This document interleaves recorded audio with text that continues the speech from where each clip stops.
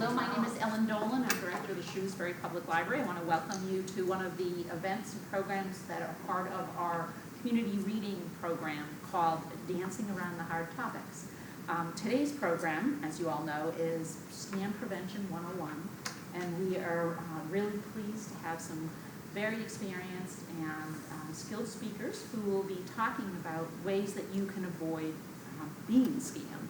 So we have 4 people speaking, and I think I'm going to get the order right, I hope. So Elizabeth Haddad is speaking first, and Elizabeth is the Community Outreach Coordinator of the Office of District Attorney Joseph Early. And then we will have Kate Toomey, who is the Registry of Deeds, and Kate's in the back. Welcome. And then we have Detective Fosher from our local Shrewsbury Police Department. Thank you. And finally, we will have Laura LeBlanc, who is from Elder Services Worcester. She is Protective Services Supervisor. And for those who think she might look familiar, she's also one of our Sunday staff here at the library. So we're very honored to have you all here, our wonderful speakers, and we thank you for coming to the program today. I'm going to take one more minute to do a little advertising of some other programs that are coming up as part of this project. We're doing a screening of the Frontline PBS documentary that has the same title of the book we're working on this project. It's called Being Mortal, which is a book by Dr. Atul Gawande. And this Thursday night at 5 p.m. we have a screening of the film with a discussion to be led by a director of a hospice unit. Then we have, on the fun side of this topic, we have ballroom dancing demonstration on Sunday, November 10th at 2 p.m. here at the library.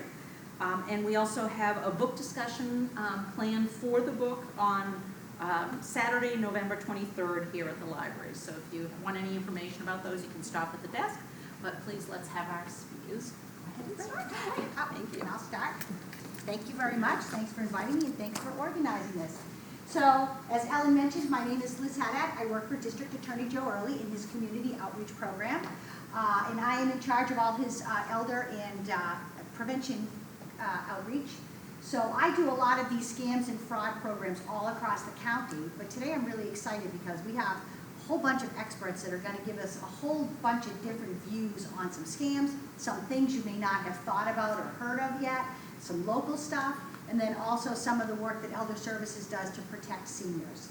So I'm going to just kind of jump right in, and I'm going to say that, the truth is, as much as elders feel targeted, and I know that they do, every day people of all ages are targeted. And the truth is, people between the ages of 18 and 35 are the most scammed group in our country. Wow. Even though elders feel like they are the most targeted, those are people that actually fall victim to the most scams. Part of that has to do with the fact that they have very active online digital lives, and that's where those scams are taking place. However, our seniors, when they are scammed, tend to be scammed for more money. Their losses tend to be greater. So that's a really important fact. So this program is going to give you information on a lot of scams, kind of what's happening nationally and locally, some really interesting stuff from the Register of Deeds, because that's a new area. But the truth is, I want to make sure people don't feel alarmed by this, because the best way to keep yourself from being a victim of a scam is to have this education, to understand how these things work. Right there.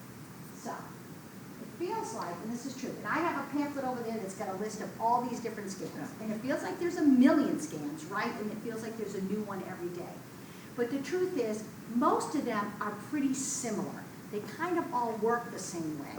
So, my advice has been lately, I've recently updated the program that I do, and one of the first things I say before I even go into all the kinds of scams there are is to stop and think. When you get these phone calls, when somebody's asking you this information, and it really comes directly from a program I did where someone was on the phone and she got a phone call, and it was someone that was asking about her social security number, and it was possibly going to be suspended, and it had to do with insurance, and she needed to give this information, and blah, blah, blah. And she said, I got nervous, and then I asked for a supervisor, put somebody else on the phone, and the next thing you know, she had given them a lot of information, and then she hung up, and then she said, oh, I really should have stopped and thought about that. I feel like it was happening quickly.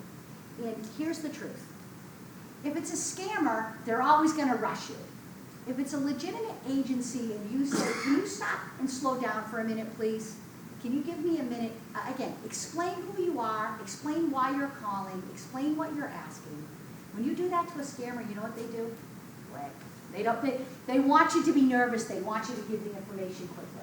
So stopping and thinking, no matter what your caller ID says, no matter what the person says on the other line, stop and take your time. Think about it before you're going to ever give information over the phone, especially. And the truth is, the best idea is to not give information over the phone. So scammers, the robocallers or the emailers or even some of the mail you get, they're looking generally for like a quick hit. They want your credit card number, they want something like that. And generally, especially the phone scammers, they will create this sense of urgency. You must give me this information right away or something really bad will happen. That's the grandparent scam. I think everybody's heard of the grandparent scam, right? You get that phone call. And if you haven't gotten it, you probably know somebody that's gotten a call. And what they do is they create this situation where, you know, your grandchild is in trouble, or you may think you're talking to your grandchild, and you've got to send that money right away, or I'm not going to get out, or I'm going to be in trouble. And then the secrecy, too, like don't tell their parents. Don't tell anybody. And that's what they do. They want to create a sense of urgency so that you are reacting without thinking, without making a rushed decision to give them that information, to give them that credit card number, to wire that money. And they are very good at it. I'm going to say that right now. The scammers that work these robocalls, they are very good.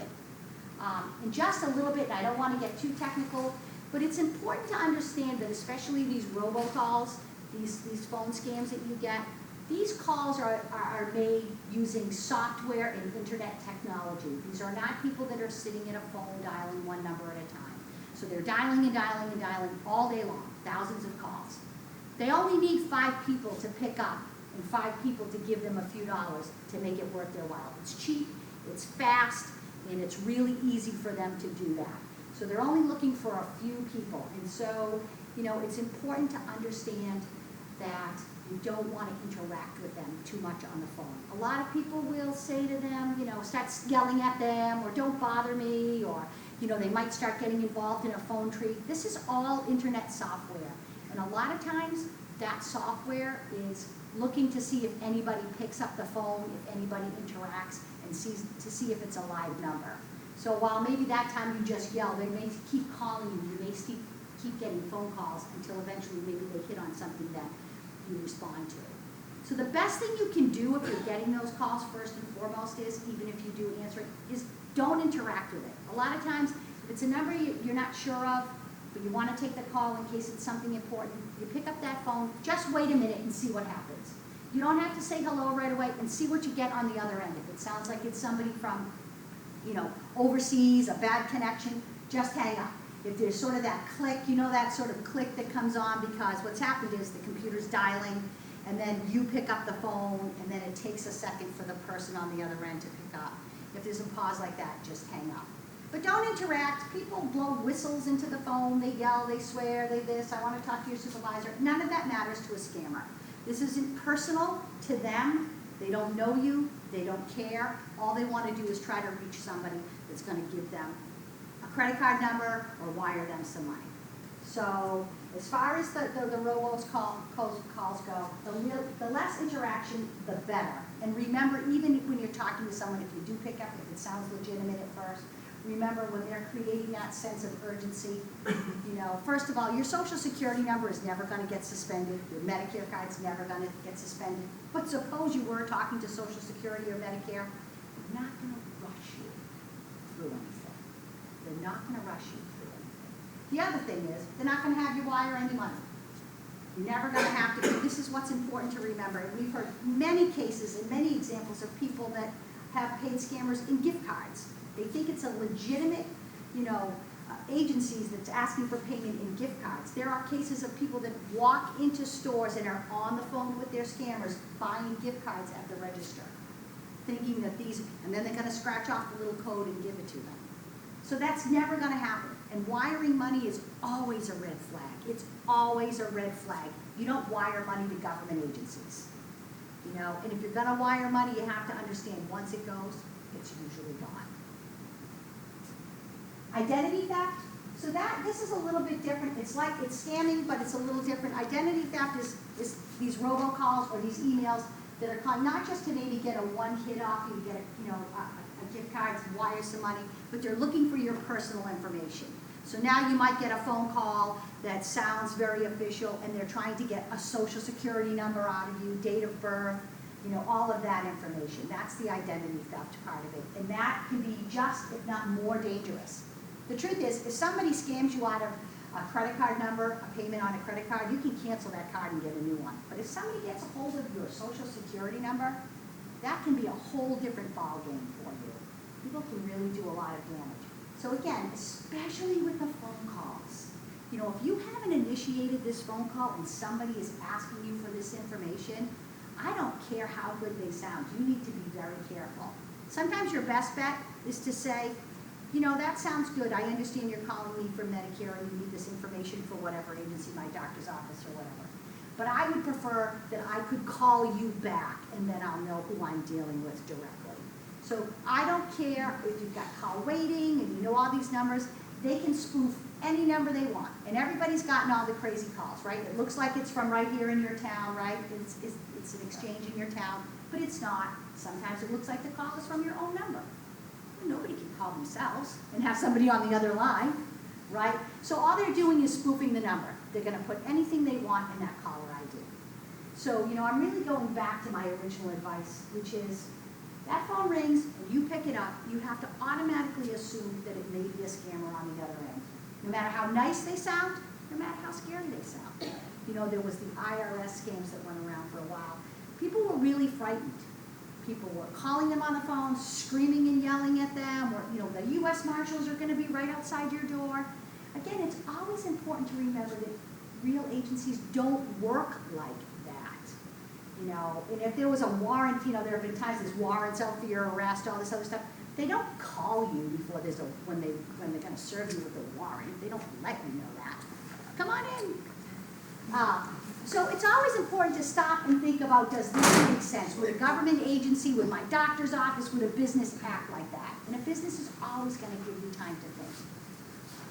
And if you think it's the true thing, if you think it's a real agency, hang up, find that number yourself, and call them back yourself. That's the best thing you can do. Just some of the common scams, all the robocalls.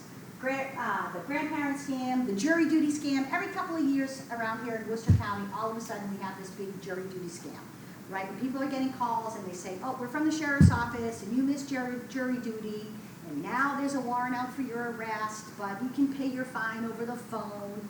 And it sounds local. I'm sure the numbers look local and people believe it. And then here's what happens. The sheriff and the DA will send out a press release, and it'll be in the telegram, and they'll say, there's nobody's getting arrested for jury duty, and then the scams go away. Because once the scams don't work, the scammers move on. And I've been telling people lately, if for one whole week in this country, every single person in this country that got a robocall didn't answer the phone and nobody sent them money, they'd stop in a week. Because the only reason they keep using these scams is because they work. Because people are still answering the phone and they're still giving money away. And so it's really important that people understand that don't interact with them, don't give money over the phone. And charitable donations, I do have some information on hurricane donations and charitable donations. A lot of scamming around charitable donations. Again, I can put anything I want in a caller ID if I'm a scammer, to say I'm from the Cancer Society, widows, orphans, and fallen firefighters. It all sounds good. Those people are always really nice. The charity people are really, really nice. They know what works.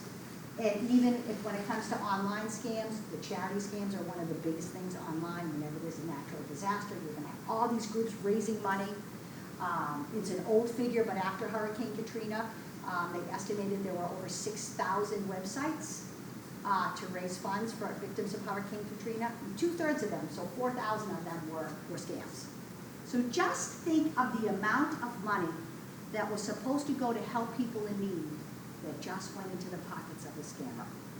So again, if you want to donate to a charity, make sure you know who they're doing, who they are, and what work they're doing. And remember, even legitimate charities sell your name. So once you give to a legitimate charity, you're going to start getting more mail. If you don't respond, it will go down, but that's something important to understand. Overpayment, Craigslist scams, I could go on and on about Craigslist, which I won't. Work at home scams, there's a lot of work at home scams, there's a lot of fake resume scams. I don't know if folks are, anytime you're looking for work, if you're interested in applying online, you need to make sure you know that you're applying at a real site, because those applications are asking for a lot of personal information, and we've had lots of people that have been scammed and lost their information that way. The door-to-door scams, I'm going to finish with that one, because that's a big thing. Now it's winter, so it's a little bit quieter, but we do know, especially in the better weather, all across the county, we have all kinds of door-to-door scams. Roofers and home repairs, and there was a woman up in Gardner, her mother in her 90s was scammed out of about $5,000 because a guy walked by, they must have, I don't know if she realized she was an elderly person, and said her chimney needed all this repair work. So he went out there and banged around for a little while, and this woman paid him thousands of dollars. And I always say to people, if you need home repairs, you don't want to get them from a guy that just knocked on your door. You need to get them from somebody that's vetted, somebody your family has worked with, your friends have worked with. You can get references, they're licensed by the state, not just some guy walking down the street. That's a big thing that happens in the summer. In the winter, even the plowing. You don't want to just have some person you don't know plowing or being around your house. It's just not safe. And fake utility workers, I have to be honest with you, in North County, fake utility workers were a big scam for a while. They'd have a truck, they'd put a little decal on the side, you can get a uniform, a quick badge, and they were going into people's houses. Some of them were casing it. Sometimes they're talking to one person, and then they're stealing and, grabbing stuff, to the other person. So, if you're going to have utility work done, you usually know about that in advance. And I would even say to somebody, you know what, I'm going to call your company before I let you in the house. One last thing that's coming up, our census is coming up in 2020. So the government is going to be vetting those census workers very carefully, and they're going to get background checks and, But still, it's a lot of people walking around door to door. The census is going to be online first, and then they're going to come back through, and they're going to go door to door. But if you have somebody coming to your house saying they're a census worker, you want to see their ID, they're going to fill out the information on an iPad, but they shouldn't be coming in your house. I just talked to someone who's doing the hiring. They don't need to come in your house and get a drink or go to the bathroom or anything else. They don't need to see anything in your house. They don't need to ask your status. They don't need to ask any of that. They'll be on your front porch asking you those questions, filling it out on an iPad. So that's as far as I'm going to go, because we have a lot of presenters, and right now it is my pleasure to introduce, I want to say new Register of Deeds, kind of new, for her first year in office after 40 years. We have the same Register of Deeds for 40 years, so this is Katie Toomey, and she's going to talk to you about some interesting scams that can happen around your mortgage and your title. Thank you. As a side note from what Liz just said, though, in my office, actually, I work for Bill Galvin, who's the Secretary of State, and currently we are housing the local Worcester chapter of the census, the overseers of it, two gentlemen who are going to be overseeing Worcester County. So feel free to always contact the Registry of Deeds, because we're a main line for that kind of information. We know those guys. If you have a census question, I don't want to do anything about that for you guys. So something that came up last year, it actually happened in Cambridge, but it was involving a local criminal from Oxford, Mass. So it's a story I like to kind of talk about, is deed fraud. People talk about it, it gets inflamed, it gets on the news, because it's your home, and if you're a homeowner, it's your most costly possession besides your family. So it's something that is near and dear to our heart. And what happened was a gentleman somehow realized that a house was falling in disrepair, or was somehow looking up someone's information online, and went and knocked on a gentleman's door in Cambridge and said, I see that you might be having some issues, let me help you with paying off your mortgage and some other information, and had sat down and had a face-to-face at the doorway and kind of introduced himself and said, I'm here to help, and I do this, that, and the other thing, and he had him sign what's called a mortgage payoff statement to try to help him work through paying off the balance of his mortgage and help him with his real estate taxes and all those expenses associated with being a homeowner. But he slid underneath a second page, and it was a blank signature page for a deed, which didn't show that it was a deed. It was just a, hey, sign here on the line, that's your name typed in. This scam artist then went and recorded a deed because it had the authentic signature, even though it didn't know what the gentleman was signing. And he signed his house over, and then that person sold it to another investor and milked all this money all the way through. And the gentleman one day was sitting home, and he hears a knock on his door. It's about 2 months after the person had come to his door alleging to help him. And it was a locksmith. And the locksmith said, I'm here to change the locks in your house. And the guy goes, I didn't call a locksmith. And he goes, well, is your name Joe Smith? And he goes, no, it's not. He goes, well, then this isn't your house. Joe Smith called me. This is Joe Smith's house. Here's his deed.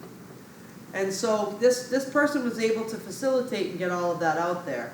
That made it on the local Fox 25 News and WCVB Channel 5 and all that stuff. So it was something people really asked me about when I was campaigning last year. And now I even get calls as the new register of deeds. How does that happen? Never sign anything. I mean, unless it's somebody you know, you've gone to an office. I have people that come in all the time and say, I had a woman call me 2 weeks ago. My son needs to get on the deed so he can help me with stuff. And it pains me because I'm a lawyer. And I say, why? I can't help myself, but I ask why. Always ask people. We worry about why it's a person known or unknown. You have a family that says, I want to help you, Mom. You're alone, you're a widow, you're going to be in a situation like that. Don't sign anything without talking to your friends. Call the registry. Talk to a third person. Don't get bullied into signing something. Sure, we're going to hear a little bit more about that from the senior care and protection, but the bullying thing does happen on the family side, and I actually see it trickle down at the registry of deeds. People come in and say, I was asked to sign this by a family member or somebody who came to my door that they said my family sent them to them. I've always said with regards to this when I was out campaigning, if you see something odd, say something or ask somebody. There's enough resources in the Commonwealth between calling Joe Early's office, calling the Registry of Deeds and saying, hey, you're a state office. Has somebody ever called with this question before? We have a full team of customer service staff that can answer any of those questions. In my practice of law the last 20 years, there's never a stupid question. Never, ever a stupid question. Always ask. So we have those resources out there.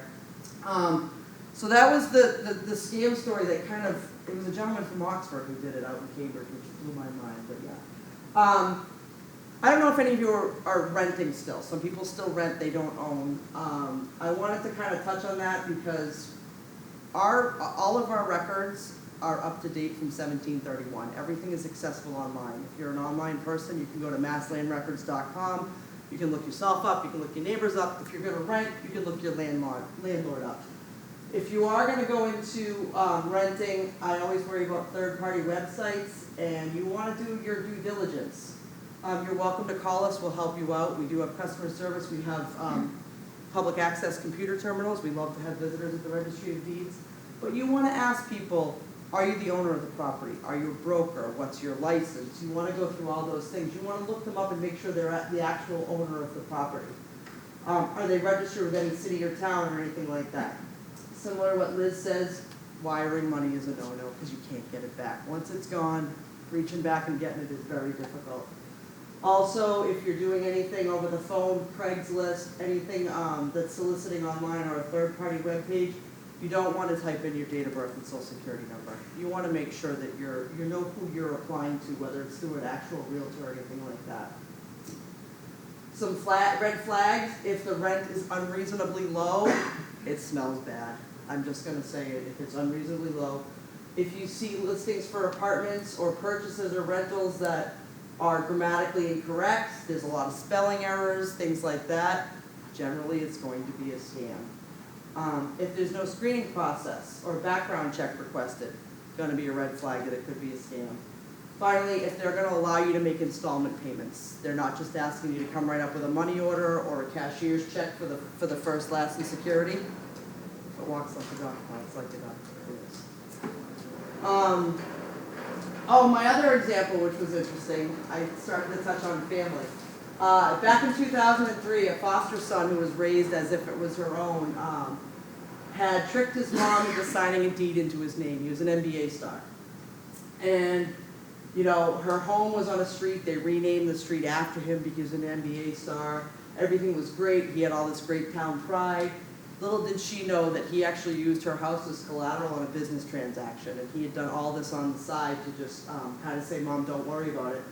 And he evicted his own mom. He said, you're out, I need the money. So I really worry about the family thing. I don't want to steal thunder because I know that's where that's coming from, but we see it a lot in the registry of deeds. I have a lot of people that come in. They generally, the customer service people ask me to come in because I am the register, and they're a little nervous giving that kind of advice, but the bottom line is we do have a lot of family victimization of people, especially with property because of the value of property. And it's a concern for me. If somebody, whether it's family, friend, anybody other than a lawyer, if they present you with a deed, you need to make sure you see all aspects of the deed, because you don't want people thinking they're getting it for zero money. You need to sell your property for its value. There should be certain things that are in there as with regards to our recording standards. If any of those items are missing, we actually won't record it. So you want to make sure that when somebody comes to you and they're just saying, oh, it's just a quick claim deed is the term of art, and they say, just sign here. If it's missing any of those things, you're going to want to flag it and say, wait a minute, if I'm deeding you my property, this should be a legally binding document. What am I signing here? It's amazing to me the amount of calls I get that says, oh, I just signed something, but I don't know really what I signed. They just kind of put it before me, and I was kind of confused. Similar to what Liz said, stop and think. Say, I need a moment. Nobody's in a rush. We are here to take our time. We are here to answer your questions. When in doubt, if you see something, ask it, say something. I don't want to go much more than that, so I'm off. So I'm off to the Detective Foucher. Thank you for your time. Thank you. How are you? My name is Dave Fosher. I'm a detective here locally with the town of Shrewsbury Police Department. Thank you for having us today.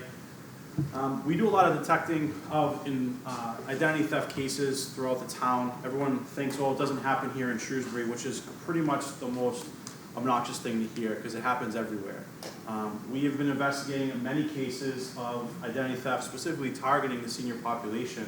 We actually did a presentation last year during the senior luncheon where we talked about, and I handed out a flyer, about some of the things we were seeing coming in, because we were seeing them on a regular basis where people were coming in and their life savings was gone. They target the senior population because they know you have money. You've saved your whole life to get out of your job and retire and live comfortably for however many years you need to. So that was the big population that they were going after, and we were seeing it constantly. They were going after these people, and the older generations have a sense of trust that I don't have anymore because I'm a police officer and I'm more technologically savvy. So we're delighted to be here to try to educate you, and if you could tell someone that you know we can stop this from happening, that's the best way we can do it. If anyone ever contacts you over the phone, through email, or anything like that, asking for a sum of money, and we've already said this before, just stop. Take a step back for a second. Think about what you're doing. You're sending someone money. What are they promising you? What are they promising you that's different than what you could get locally at a bank? They'll give you these great terms and things like that. If it's too good to be true, it most likely is going to be too good to be true. So I was just going to go over some of the things that we've done. This is our business line. If you ever have a question, if you ever have an issue, we just had last night, I was following the Shrewsbury Mass community page on Facebook, a grandparent scam. They get a phone call, hey, it's Johnny, I'm arrested. I need bail money. Can you wire it here? Can you do that? The person was smart enough to say, Johnny's been at my house all day, and they ended up hanging up. But so many times we've had people send money to think that their grandson is, they keep you on the phone so you can't hang up and call your actual son or daughter to find out where your grandson is. And that's their goal, and they're good at what they do. The reason they're good at what they do is because they're successful at it. And they're terrific at what they do because this is what they think of as their job. So if you have a question that you don't know, call us. I got a phone call, the IRS called me, they want me to send money, check with us. It takes 2 seconds for the dispatcher to say, you know what, that most likely is a scam. Would you like to talk to a police officer? No, thank you. You quelled my fears, I'm all set. Okay? It doesn't take that long. Just as long for you to send that person money, it'll take you almost 75% short of a time to find out that you shouldn't be sending that money. A legitimate business will not request for you to send money using gift cards. We've had someone, and I'll get into the cases that we've had here in town, but if someone says to you, go down to Walmart, go down to Walgreens, buy Green Dot cards, buy Target cards, and then call me back with the number on them. Selco is never going to ask you to do that. Okay? The IRS is never going to ask you to do that. No legitimate company is going to ask you to do that unless you know the person on the other end and they say, hey, I have this thing, I want to send you a Walmart card, here's the number. That's fine if you trust the person, you know the person. But a random person will never ask you for any type of payment in that method.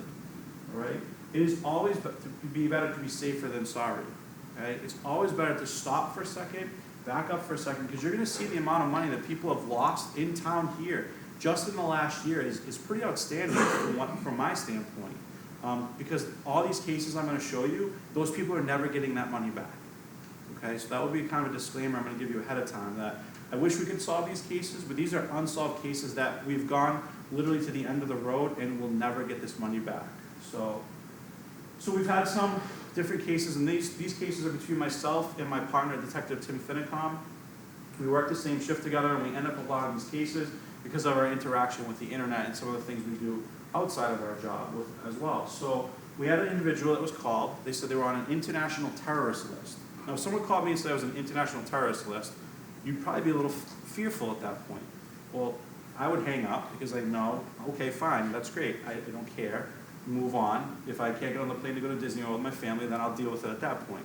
But at this point, the person got afraid. They went to the bank. They were supposed to clear up the fees through a prosecutor. They spoofed a local number, and they ended up sending $100,000 to a bank in Hong Kong. The bank here in Massachusetts told them, this sounds like a scam. You shouldn't be sending this money. They were so fearful they were on that list, they sent the money anyway. Okay, so they were almost stopped by their bank, but they were so panicked and so focused that they were actually on a list somewhere, they had to clear it up, and this prosecutor was actually legitimate. It's gone. So they're never going to get that money back. The FBI has been involved in this case, and most likely it will not ever come back into that person's bank account. The second one we had was an individual who was called on the phone, randomly at home, and said, you have a subscription on your computer that just expired. We realized that there might be an error. Can you go to the website? Here's the website. Type it in. Are you at your computer? Okay, go to your computer. And he typed in the website. Okay, we're going to refund you the money because your subscription ended, but you never really used it, so we're going to give you money back. So he typed in an amount, $25, $250, and he ended up, when he clicked the button, it automatically populated to be $2,500. He said, he called the company back and said there was an error. It says $2,500. Oh, that's a common mistake. Here's what you can do. Go down to CVS, go down to Target, and get us gift cards, and then give us that, and that will be the refund, and you'll see the money come back into your bank account. But for now, we'll settle it this way. Unbeknownst to him, he was being scammed. He went down and he did it. And then they kept telling him and spinning him into a thing where they're saying, well, the refund has fees to it and charges. At that point, when he finally came to the police department, he was out $56,000 in Walmart and Target gift cards. If you try to track them or trace them, they play a shell game. The minute they get that number, they go buy something else, and something else, and something else, and then we can never get to that final person. So it's very important. If you get a call about something on your computer, the Microsoft scam is huge in town. We've dealt with it numerous times. If they're calling you on the phone out of the blue for no reason, that should be a huge red flag. They're not in your home. They don't know really what's going on.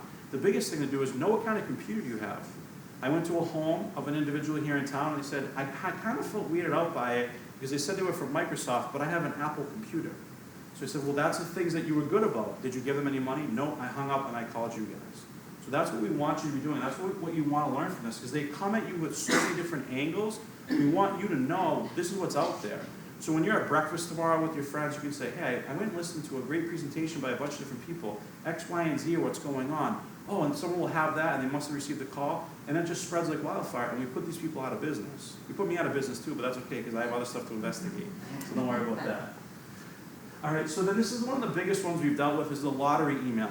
It'll show up in your spam account. If you go in your email right now and go in your spam, you'll have hundreds of these emails from kings and princes in the United Kingdom saying that you've won a lottery, you've won $14 million. The only problem is the taxes. We can't release it until we give you the taxes. and the taxes are taken care of. We have people saying they're getting Mercedes delivered to their homes, and it'll be there at 5 o'clock.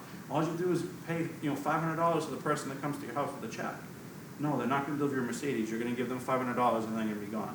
So this was a situation where the person got the email. They were older. They were thinking, I'm going to make my family happy when I'm deceased. I'm going to give them all this money. It's a lot of money. I don't have this kind of money, but I have to pay the taxes.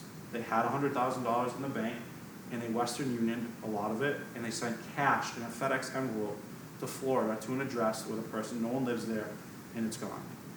Never getting that money back.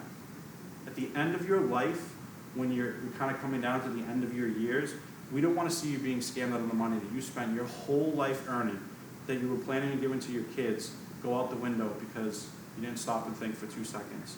None of you in this room will do it now, which is good. All right, but these are real cases that happen in the town of Shrewsbury. An interesting thing, 500,000 people in the United States and Canada, $117 million in 2017. We're in 2020 almost. I'm sure has gone up since then. That's a lot of money if you think about it, right? We want to stop that loss. We want to get that number to go down as fast as we can where it's nothing. There is no more loss, okay? This is an interesting case that I just recently had. An individual was talking to someone online through an online application on their phone where they play crosswords against each other. The victim talked to the person every day, hey, it's your turn. The suspect would come back, it's your turn. They would chit-chat, and they basically were going through a normal interaction like two people sitting playing crosswords across from each other, but it's on your phone. So the victim started talking to the individual, and he said, we have this great investment opportunity for you. Do you have this kind of money? And she felt comfortable with the person because she thought she knew who he was. If you Googled his name, he's a very wealthy instructor of wealth in the country. He went out and sold his books. You'll see it online, how these people sell their books and how to make millions. And they make millions off those books that people are selling. So she thought it was a legitimate person. He gave her a bunch of names. When she Googled them, it was actually real people that were real stockbrokers, so she felt comfortable. She sent them $220,000 in a wire transfer out of her bank here in town. When we went back and looked, the person she was talking to was not real. All of the different IP addresses, and an IP address is where they were in the country or the world at that time, nothing legitimate came back to the United States. It was Canada and Nigeria where the phones were pinging. So we know that person was not really a real person. It was a network of people that were talking to her on a daily basis, continuing up with that facade that she was playing against a real person that was this investor, and now they keep trying to bilk her out of more and more money. We need $2,500 to release it. We need $5,000 to FedEx it to you. Can you come to Florida? They actually asked her to come to Florida. What would have happened at that point, I don't know. Thankfully, she came to me and said, should I go to Florida? And I said, absolutely not. Absolutely not. So these are real cases that we've been investigating. So you can see it's added up, 220, 100, 56. We're almost up to $1 million just in the last year in the town of Shrewsbury. Just 2 detectives out of 6 that we have in town here. And we're just one town. So if you can imagine, if you multiply that out, it happens a lot. And it happens here. It's a local problem, not just nationwide. You see it on the news, it's here too.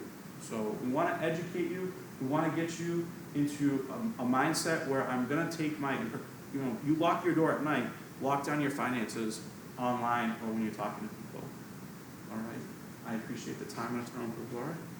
Thank you. Thank you. Hello. So my name is Laura LeBlanc. I work with Elder Services of Worcester. I do things a little bit differently than some of the folks that you've already heard speak. I'll tell you a little bit about my program, and then I'm going to tell you what we could possibly do to either help you or a friend or a relative who does fall victim to a scam, okay? I have seen all of the scams that these folks have talked about.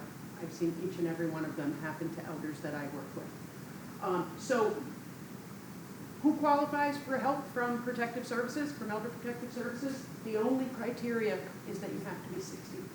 That's it. Doesn't matter what your income is. It doesn't matter what your situation is, simply that you are 60 or over, okay?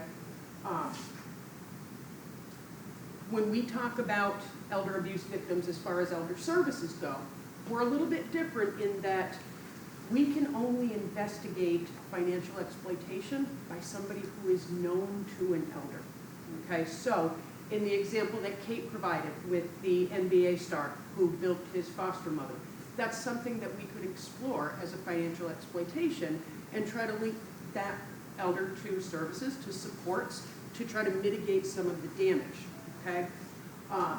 So partners, family members, these are the folks that we can investigate for the exploitation. Now, does that mean that if somebody is scammed via one of these online scams that have been talked about, that Elder Services of Worcester can't help?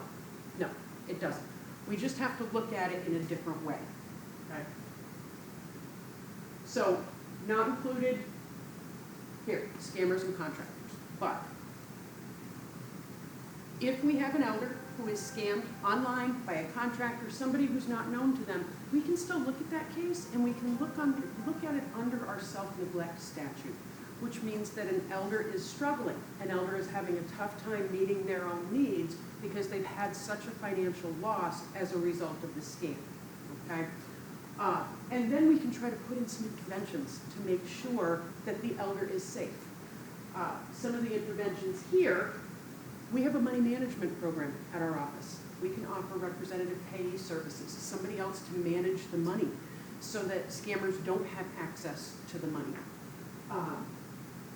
We provide education to folks who have been scammed or are potentially going to be scammed. We can refer them on to law enforcement. We can get the right law enforcement agency involved on behalf of that elder if needed.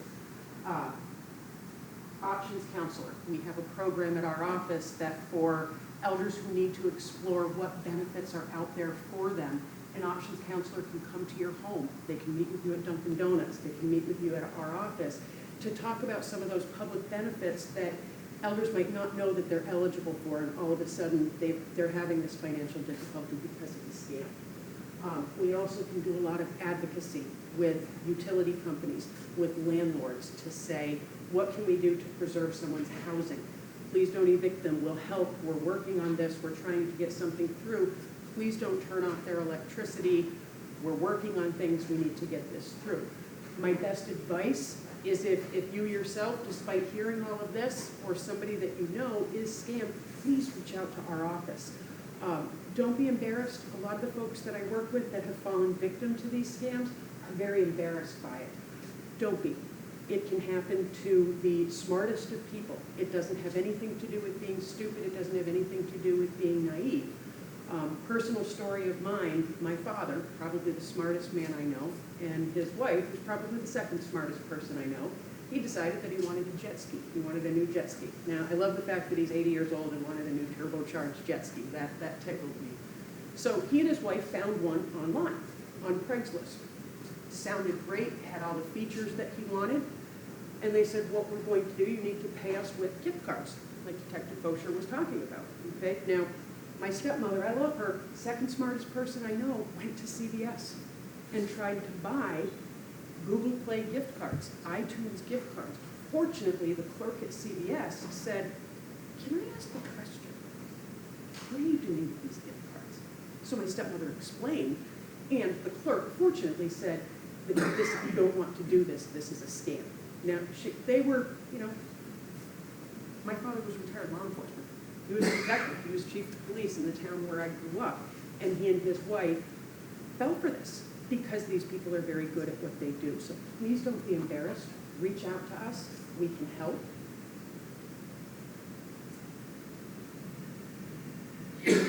Our local office, the number is up here. Liz Haddad from the DA's office was also kind enough to print out some contact information for all of us today so that you don't have to write it down if you want that phone number.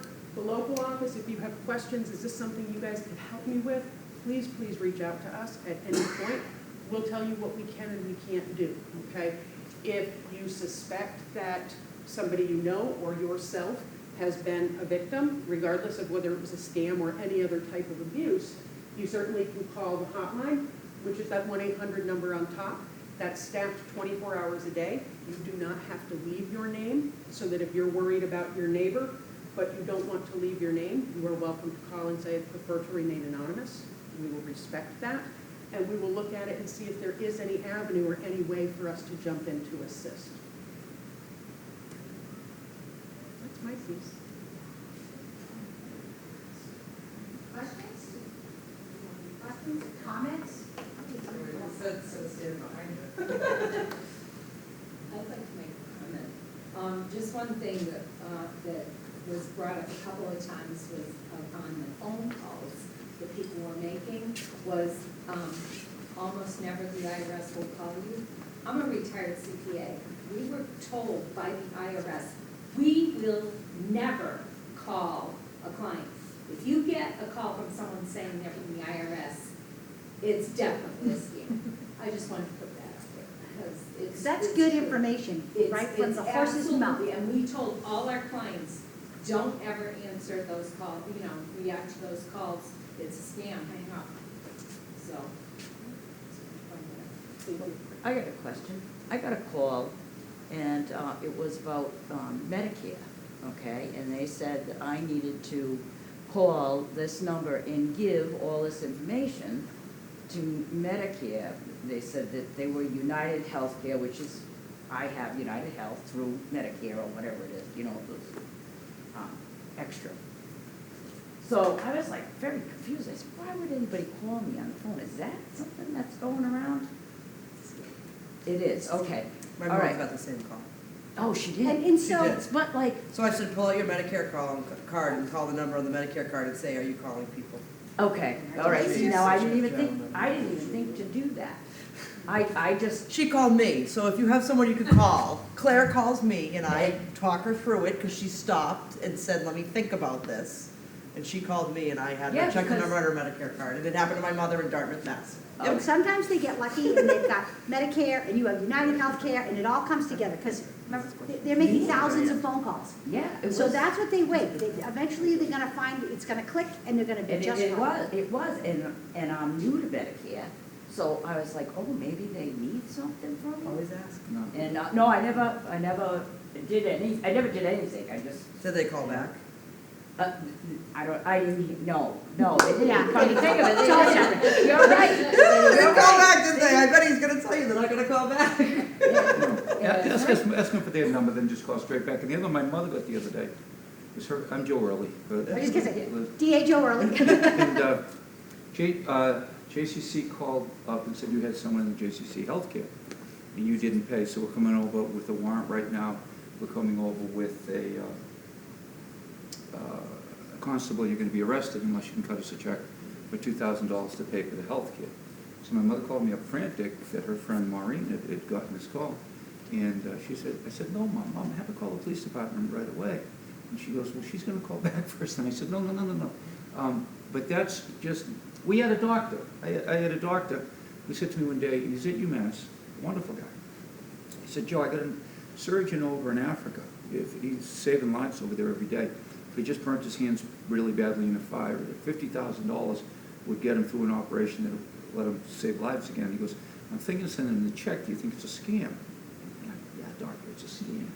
So, doctor, it's a scam. My father died. I got a check in the mail from Aetna Life and Casualty. It looks so real.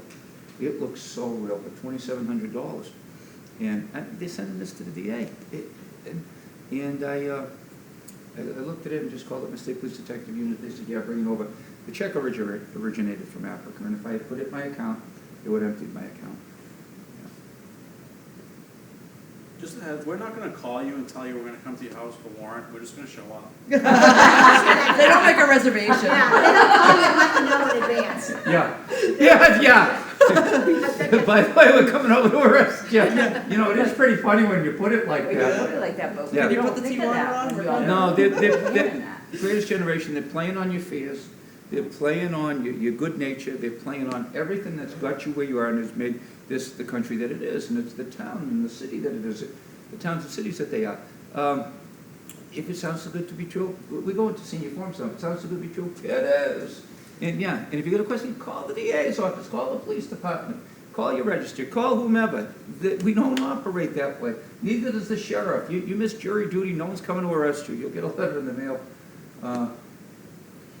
But you are right, you don't think about it in the moment. And just like Liz had explained, this is high pressure, it needs to be done now. They don't want you to have time to think. They don't want you to have time to reach out to elder services or the DA's office or the police department. They want you to act now. Because as soon as you act, they've got what they need. So that's the. As the red flag detective right said, there. this is their job. Yeah. Oh, yeah. This is their job. They know exactly what they're doing. So I have a question for officer. If I have like 3 phone calls still on my answering machines, should I come down and say, this other phone call came down, can you do something about it? Or it's a waste of time for both of us? If you have 3 phone calls, I would just delete them. If they're on your answering service, you didn't respond to them at all, you didn't give them anything, that's the best thing you do is let your answering machine pick it up and screen your call, and just delete it. If you don't know the people and you don't understand where it's coming from, if it's not a legit, endeavor, just delete it and be done with it. That's the best thing you do is, if you don't know a phone number, if I get a phone call on my phone, I don't answer it unless I know who it is. Sometimes they miss calls that are legitimate calls that I have to call the person back, but people understand that. And if you don't know the person, don't pick up. Let the answer machine take care of it. They might not leave a message. If there is a message, you don't want to be followed up with those numbers or anything like that. The numbers are gonna come back to Yes. nothing. Yeah, they're spoof numbers. They could come up as the police department's number. We've had that problem where they've spoofed our number. It's the technology's out there. It's not us calling, but it looks like we are. But if you get the call, and it's bothering you, give us a call. It also helps us get a little bit educated as to what the latest scam is. Keep in mind, these guys don't have, these men and women don't have 40-hour-a-week jobs. They just sit around all day thinking, how can I spoof, what's the best way to separate you from your hard-earned money?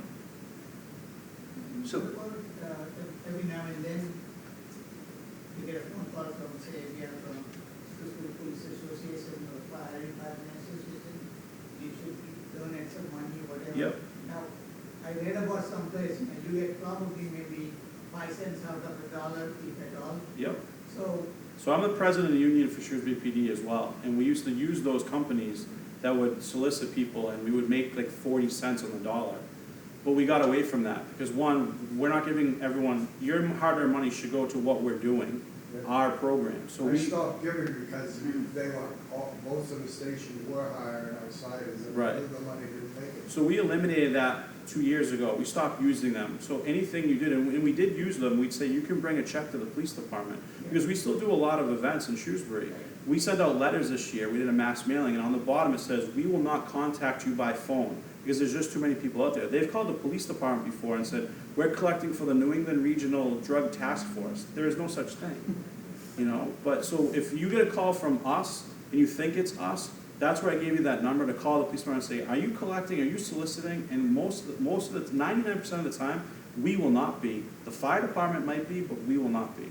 We're getting away from, I'm trying to push the fire department away from it as well, because there's too much. Yeah, because local people say, I want to help those associations, and they end up giving money, but you guys don't get that much money. Exactly. So we're moving towards fundraising that 100% of the profits that you donate goes to the programs we want it to go to.